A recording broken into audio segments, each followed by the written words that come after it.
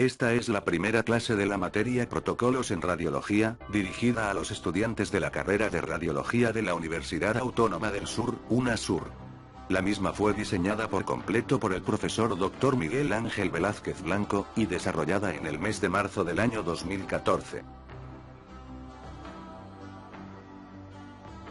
Todo lo desarrollado aquí se basa en protocolos internacionales perfectamente documentados, y pueden ser consultados en la web del autor en la dirección drmime.blogspot.com, en el Facebook del autor que es Dr. Mime todo junto y sin separar, o en el Twitter del autor bajo la firma de @drmime todo junto, usando el hashtag #RayosUnasur todo junto. Pues bien, ahora comenzaremos la clase.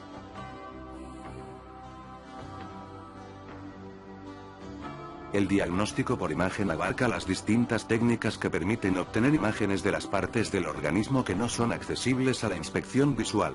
Estas técnicas comprenden radiografía convencional, ultrasonido o ecografía, tomografía axial computarizada, resonancia magnética.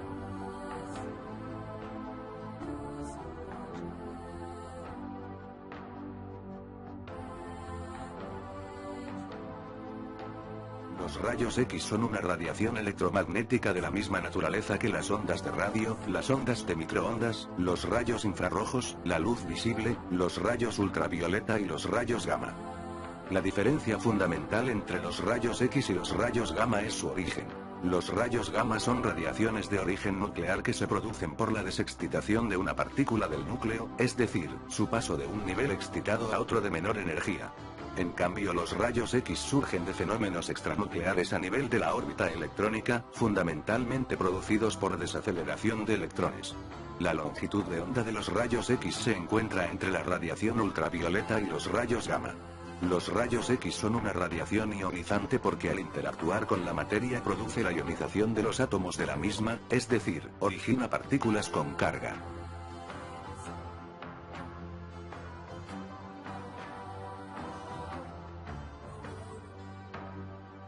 La historia de los rayos X comienza con los experimentos del científico británico William Crookes, que investigó en el siglo XIX los efectos de ciertos gases al aplicarles descargas de energía.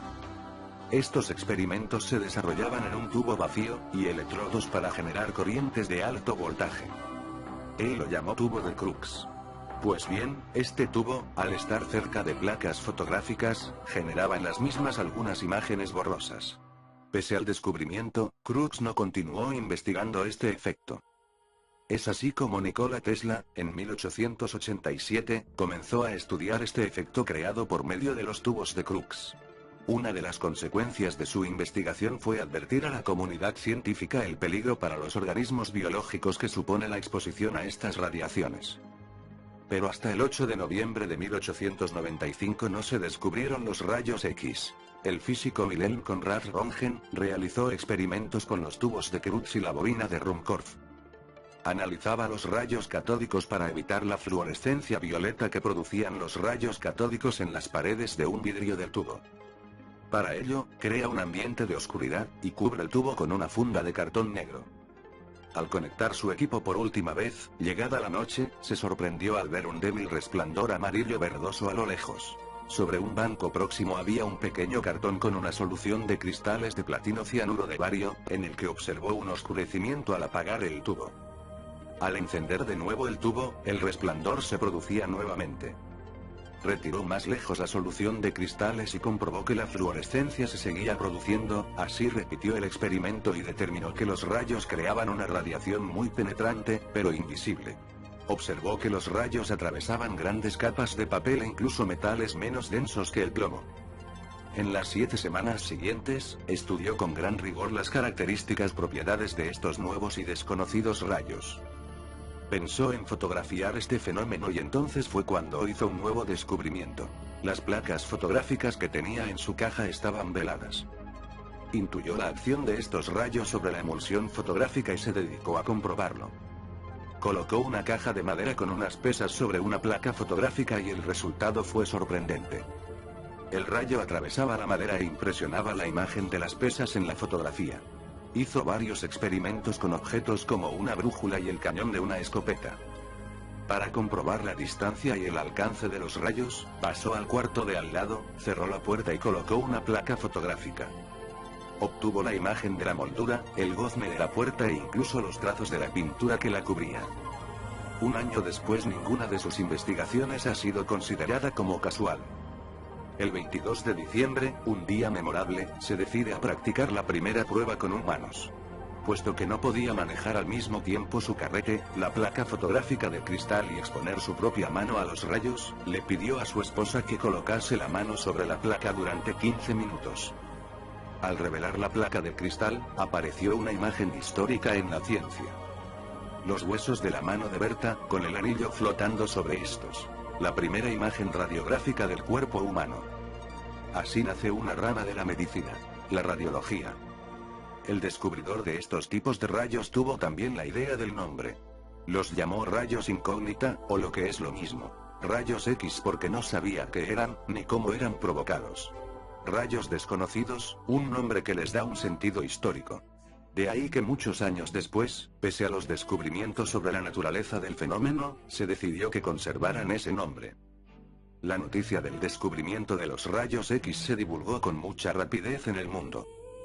Röntgen fue objeto de múltiples reconocimientos, el emperador Guillermo II de Alemania le concedió la Orden de la Corona, fue honrado con la medalla Rumford de la Real Sociedad de Londres en 1896, con la medalla Barnard de la Universidad de Columbia y con el Premio Nobel de Física en 1901. El descubrimiento de los rayos X fue el producto de la investigación, experimentación y no por accidente como algunos autores afirman. W.C. Röntgen, hombre de ciencia, agudo observador, investigaba los detalles más mínimos, examinaba las consecuencias de un acto quizás casual, y por eso tuvo éxito donde los demás fracasaron.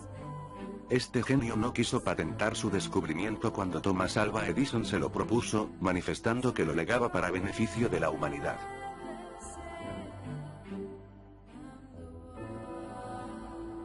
El tubo de rayos X.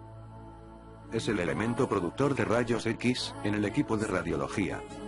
Es una ampolla grande de cristal con vacío en su interior. Protegida por una carcasa forrada de plomo. Presenta dos terminales de alta tensión. Una ventana para la salida de rayos X. Esta carcasa contiene aceite, como amortiguador térmico. El tubo presenta un polo negativo llamado cátodo. El cátodo presenta uno o dos filamentos, generalmente de tungsteno. El tubo presenta un polo positivo llamado ánodo. El ánodo puede ser fijo o giratorio. El ánodo fijo. El ánodo giratorio. Cátodo negativo, ánodo positivo. El ánodo presenta un motor de inducción.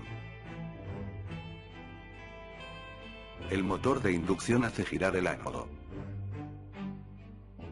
Producción de rayos X en el tubo. El ánodo comienza a girar a alta velocidad. El cátodo comienza a calentar el filamento. Se realiza el disparo desde la consola de mando. Se produce una descarga de electrones a alta velocidad.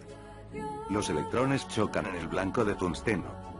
El resultado de este choque o frenado son los rayos X.